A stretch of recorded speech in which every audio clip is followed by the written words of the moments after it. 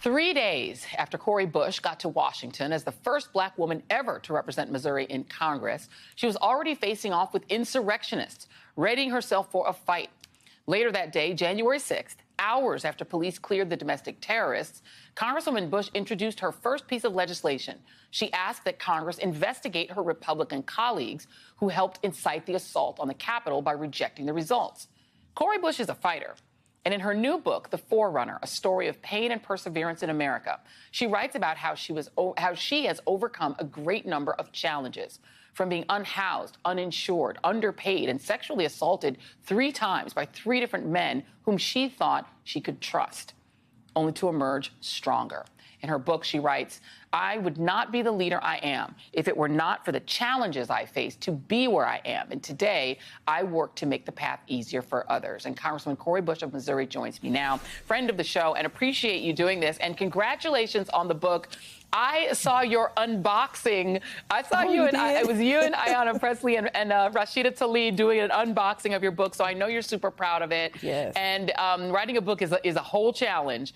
But your life has been a challenge. So talk a little bit about, a lot of what your book is about, to be honest, is trauma and experiencing trauma. How did that propel you to want to be a part of the political system? It was not something that was a dream of mine. It wasn't something that I aspired to. I actually ran the other way because, my dad's been in politics for most of my life. And so I said, I'll never do that. But it was, like you said, it was through all of the trauma and just, wondering if it's like, is it me? Is something wrong with me? I'm working full time, but I can't, I don't have enough money, the day that I get paid to pay all of my bills. I can't pay my student, on my student loans because I have to be able to pay rent and car note. I didn't have enough money to put my children in the same daycare that I worked at, and I worked there for 10 years, just so many things. And then the challenges of being uninsured, challenges of the sexual assault and domestic violence. But it was through, after Michael Brown was killed, after 400 days of protests, realizing that some of this is policy violence. And the only way to fix it, only way to make sure my son is not the next hashtag, that my daughter is not the next hashtag, that I'm not sitting back later thinking I woulda, shoulda, coulda, looking at my son's body. This is the least that I could do is put myself on the line this way. So that's what I did. Yeah, I'm going to read a little bit from your book, and you write this. My work is to move with purpose, knowing that every minute people in our country are walking into new instances of preventable hurt, and that I have a responsibility to dismantle the systems of violence that too often cause that hurt.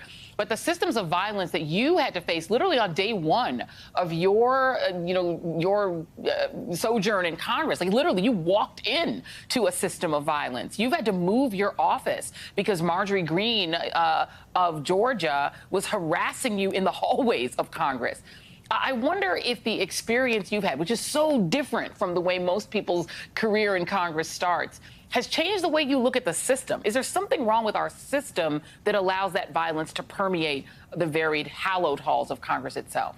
Absolutely, because some of those folks are in the system. They are a part of the system. We can look back over decades. We can look back over millenniums. Look, those folks are a part of the system. That is a part of we're talking about people who have been in government. I mean, that's how we had slavery in this country. That's how we had Jim Crow laws in this country. That's why we have mass incarceration today and so many other things. We can't even get a livable wage, in this country. We can't even close the racial wealth gap. We can't, we still have environmental injustice and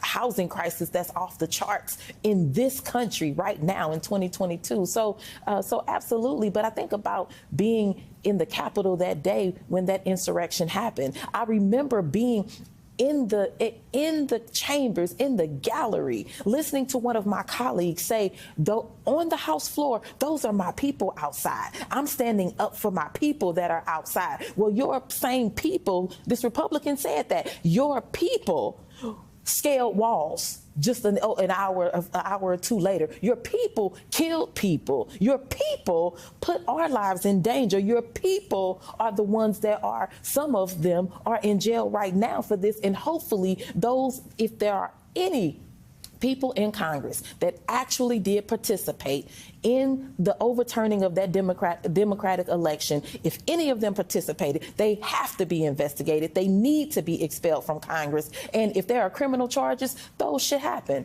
because I take my job seriously. There are lives on the line, and I will not let folks that have political, that are there for to play politics, folks that don't understand what it's like to live with your skin being the problem that people see, your skin causing a reaction in people simply because you showed up. I need them to understand that I will fight as long as I have breath to make sure that my people are safe. And if it means calling them out, I'll do that. And I'll note that none of the people who said those are their people outside went out and joined their people. They hid from them and were just as afraid as you were, I'm sure, that day.